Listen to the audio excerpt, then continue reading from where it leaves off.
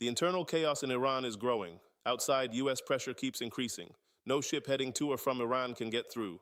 And most importantly, China and Russia are increasing the pressure on Iran. Xi Jinping described Hormuz as an international waterway in his phone call with MBS and demanded it be reopened. Lavrov pressured Iraqi with the ceasefire must be maintained, but demanded a guarantee of unimpeded passage for Russian vessels. The Strait is still closed. Panic is growing. Patience is being tested. On one side, the U.S. wants full control of Hormuz. On the other, China and Russia want access to Iranian ports. This chaotic environment has split Iran's leadership in two and is forcing diplomats to choose sides. The IRGC wants a new war in the Strait by forcibly bringing the diplomatic wing under control, but President Pezeshkian and others are switching sides by warming to the U.S. deal. 3 positions, 3 messages, same regime. One side says end the war, one says negotiate. One opens fire on tankers, and above them all lies a Supreme Leader in a coma. Mojtaba Khamenei in intensive care at Sina University Hospital, unaware of his own appointment. The control room of a nuclear-armed regime has been emptied. The Islamic Republic is in chaos. At least 3 factions are competing for control. They don't know where they stand. Trump has cornered them. Deal or no deal, the regime is losing.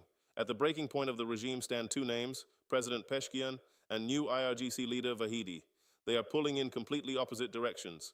Pezeshkian was never pro-war, he was elected as a reformist president, and the IRGC's stance was always the exact opposite.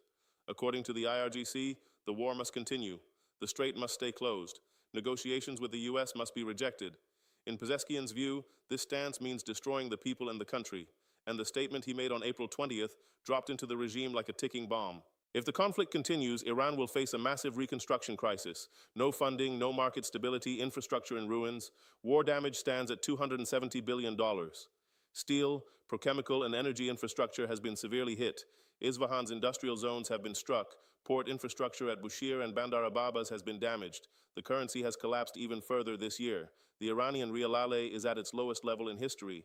And most importantly, Pezeshkian argues that the truth must be told to the people, otherwise trust in government will completely erode. This is the first open call to face reality coming from within the regime.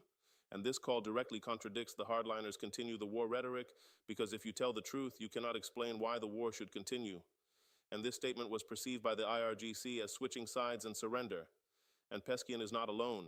Parliament Speaker Ghalibaf, also the leader of the Islamabad negotiation delegation, has opened fire on his own regime's radicals. According to Iran International's exclusive report, Ghalibaf described SNSC member Saeed Jalileh and MP Amir Hussein Sabeti as extreme military-like actors who will destroy Iran during a meeting with advisors.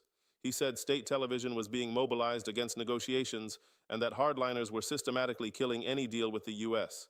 He expressed concern about being removed from his position and worried that Foreign Minister Iraqi would also be ousted. Foreign Minister Iraqi announced on April 17th that Hormuz was open to all commercial vessels. The IRGC opened fire on tankers the same day. State television called Aragchi stupid. The 2 men sitting at the negotiation table, Ghalibaf and Aragchi, are living in fear of being stabbed in the back by their own regime's military wing. But the critical nuance must not be missed here. Pezeshkian and Ghalibaf appear to be moving to the people's side, but they are actually acting on the regime's survival instinct. Ghalibaf is IGC origin, raised in barracks, commanded a corps. This is not an ideological transformation, it's an adaptation strategy. He's not turning to destroy the regime, but to save it by moving in the direction the people want. He appears to be acting for the people, but is actually trying to save the regime, not for the people, but thanks to the people. The difference is subtle, but critical. But ultimately, they are pointing in the same direction as the people's demands: peace, negotiation, economic relief. And this is the first time a regime faction's position overlaps with what the people want.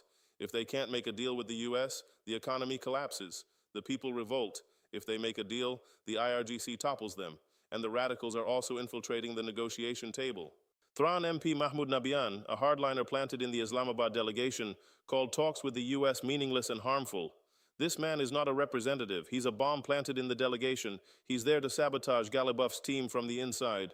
And for IRGC radicals, the Pezeshkian-Ghalibaf shift is dangerous, because if the pro-negotiation faction strengthens, the IRGC's monopoly on war breaks. The external enemy narrative collapses. The legitimacy of financing proxy networks ends. This is the source of the panic. And above it all, Mojtaba Khamenei is in a coma. The approval Ghalibaf gets for every decision is imaginary because the man who's supposed to approve is in intensive care. And on the other side of the panic stands Ahmad Vahidi, the man appointed as IRGC commander on March 1st. and his views are extremely dangerous for the Iranian people. Vahidi is not just a hardliner. He commanded the Quds Force from 1988 to 1997 before Soleimani. He has a record of bombings and assassinations stretching from Lebanon to Argentina, 85 deaths in the 1994 Buenos Aires Jewish Center attack, an Argentine Interpol notice. This man does not want negotiation, he wants war. Why is he dangerous for the Iranian people? Because Vahid's agenda is not the people's survival, it's preserving the IRGC's war monopoly. If war continues, the IRGC's budget, power, and legitimacy grow.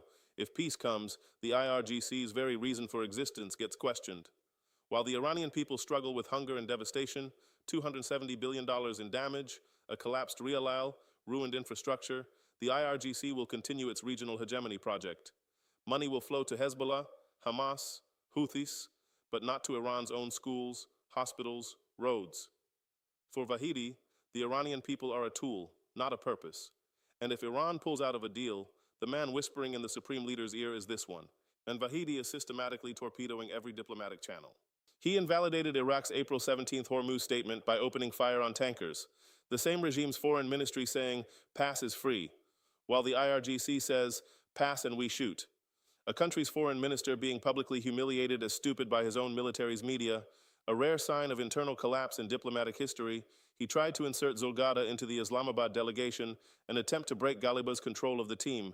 The delegation left Islamabad on April 11th. According to the Critical Threats Project's April 18th report, Vahidi and his circle are conducting an active power consolidation.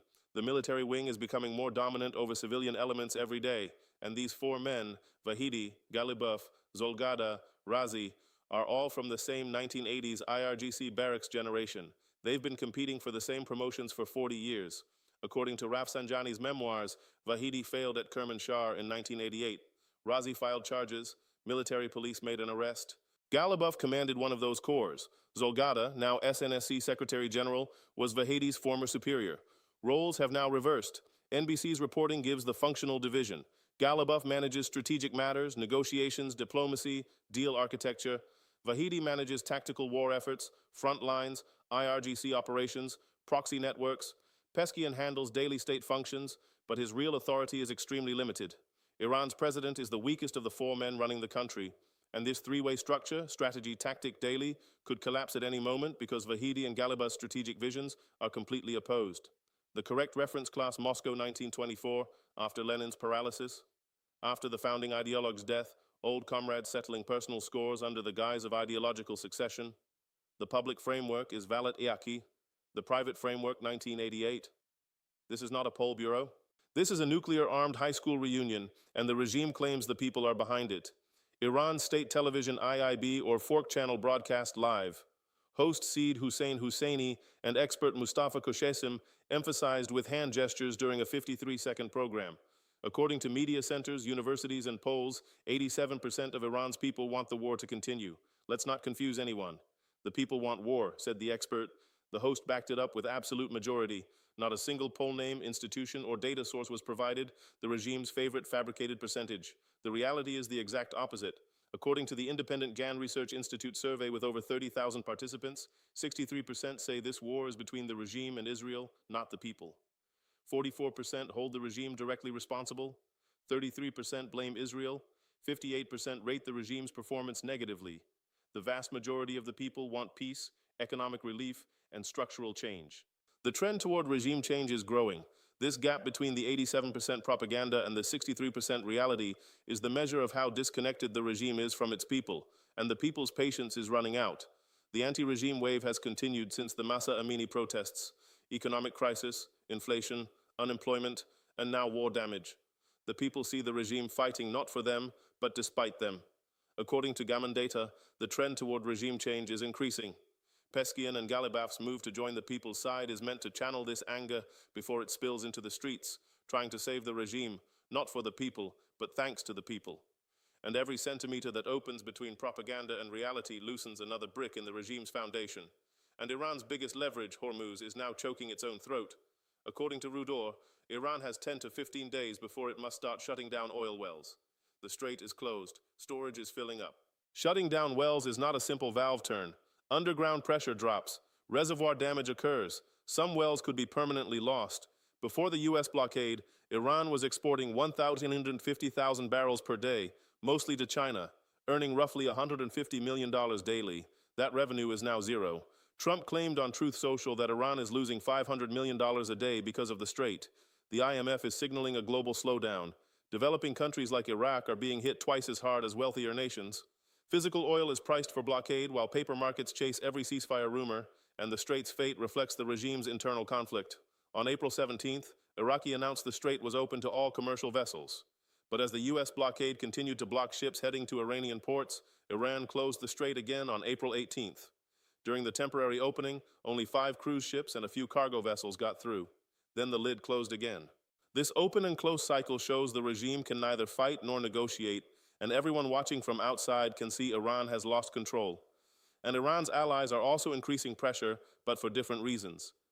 China Jinping told MBS on the phone that the Strait of Hormuz must remain open to normal passage, which is in the common interest of regional countries and the international community. Bloomberg reported this as Xi's most explicit comments on the Strait. This is the first time the Chinese leader has taken an open stance against Iran, and the fact that the message was delivered to MBS to Saudi Arabia shows China is prioritizing the Gulf, not Iran. Considering that Beijing bought 90% of Iran's oil exports, China is telling its own supplier to stop. Foreign Ministry spokesperson Guo Jiakun stated, Hormuz must remain safe and open, and the U.S. Navy firing on and seizing a China-linked cargo ship has deeply concerned Beijing.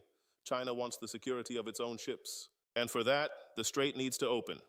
China's 25-year strategic partnership agreement promised investment in Iran, but $270 billion in war damage has made that promise nearly impossible. Stability is needed to expand yuan trade, and stability does not come with Vahidi's tanker shooting policy. China is indirectly strengthening Peskian because China's energy security, currency strategy, and Gulf balances all depend on negotiation. Russia Lavrov pressured Iraqi with the ceasefire must be maintained. He condemned the U.S. blockade as unlawful, but in the same breath demanded a guarantee of unimpeded passage for Russian vessels. Iran accepted. At the Antalya Diplomacy Forum, Lavrov stated openly, the U.S.'s real goal was to control Iranian oil in the Persian Gulf. At the same forum, he defended Iran's right to enriched uranium. We will accept any decision that suits the Iranian side. So Russia supports Iran's nuclear card while competing with Iran in the energy market because Lavrov said something else. We are ready to supply energy resources to China and other countries affected by the crisis. Plain translation, Russia is ready to fill the oil market Iran has lost, profiting from Iran's losses. This is not alliance, it's opportunism. Russia wants to appear alongside Iran, but benefits from Iran's weakening. So both China and Russia want de-escalation for their own interests, but for different reasons. China wants Iran to make peace for energy security and yuan strategy. Opening the Strait is Beijing's primary interest. Russia benefits from Iran's weakening, filling the oil market Iran has lost. Both allies ultimately align with Peskian and Ghalibaf's position, not with Vahidi's radicalism, and this is multiplying Iran's geostrategic isolation. The U.S. is already the enemy. Israel is already the enemy. Gulf states hate Iran's Strait control. And now even Iran's closest allies, China and Russia, are saying enough. Vahidi's continue the war line is now pushing Iran into isolation, not just against the U.S., but against China and Russia too. The world's biggest military power, biggest energy importer, and biggest nuclear arsenal, all telling Iran to stop. And Vahidi either doesn't see this or doesn't care, because his agenda is not Iran's future. It's the IRGC's survival. What's happening in Iran is not a government crisis. This is a power struggle of a post-revolution veterans cohort. After the founding ideologue's death on February 28th, Supreme Leader Ali Khamenei, IRGC Commander Pakpor, Armed Forces Chief Mousavi, Defense Minister Naziazada, and 48 senior officials were killed in a joint U.S.-Israeli strike. His son Mojtaba was appointed as the third Supreme Leader on March 9th, but he's in a coma. The control room emptied and 4 men, Vahidi, Ghalibaf, Zolgadar, Razai, raised in the same barracks, fought in the same war, know each other's files from 1988. They're now filling that void, and they hate each other. Peshkian and Ghalibaf have realized the economic collapse. They know what the people want. They're warming to a deal with the U.S., distancing themselves from IRGC radicals to save the regime from destruction. Ghalibaf has assumed strategic decision-making, but takes his approval from Mojtaba in the coma. The approval is imaginarian. In the IRGC's eyes, this is switching to the people's and America's side, and this shift threatens the IRGC's war monopoly. Vahidi is managing the tactical war and torpedoing every diplomatic channel. The people want peace, but propaganda claims 87% war support. China wants de-escalation for its own energy security. Russia benefits from Iran's weakening, but supports maintaining the ceasefire, the proxy networks the regime built over 40 years. Hezbollah, Hamas, Houthis, Iraqi militias are eroding under Israeli and U.S. strikes. Hezbollah's leadership cadre, including top commanders like Nasrallah, has been purged. Hamas has been crushed in Gaza. The Houthis are in direct combat with the U.S. Navy. The foundations of Iran's 40-year regional power projection are collapsing, and those foundations were the IRGC's reason for existence. Vahidi wants to preserve those foundations, but they erode a little more every day. Hormuz is choking its own throat. Opened on April 17th, closed again on April 18th, it can neither fight nor negotiate, and the four men running all of this know each other's files from 1988. Trump's April 22nd ceasefire deadline is tomorrow. Vice President Vance has set out for Islamabad, but Iran hasn't decided whether to participate in the second round of talks. Trump said extending the ceasefire is highly unlikely, and Iran's fate is being determined not at a negotiation table, but in the 40-year-old grudges deep inside Tehran. So will this chaos end with a deal, or will Vahidi set everything on fire? Can Ghalibaf purge Vahidi through the assembly of experts, or will Vahidi topple Ghalibaf first? Will China and Russia save Iran or profit from Iran's weakening? And the people, 63% of whom say the war has nothing to do with them. How much longer will they be patient? What do you think about this? Share your thoughts in the comments. Don't forget to subscribe to PPR Global and turn on notifications to stay updated on our analyses. Thank you for choosing us. We invite you to join us on Spotify to make your long drives more enjoyable.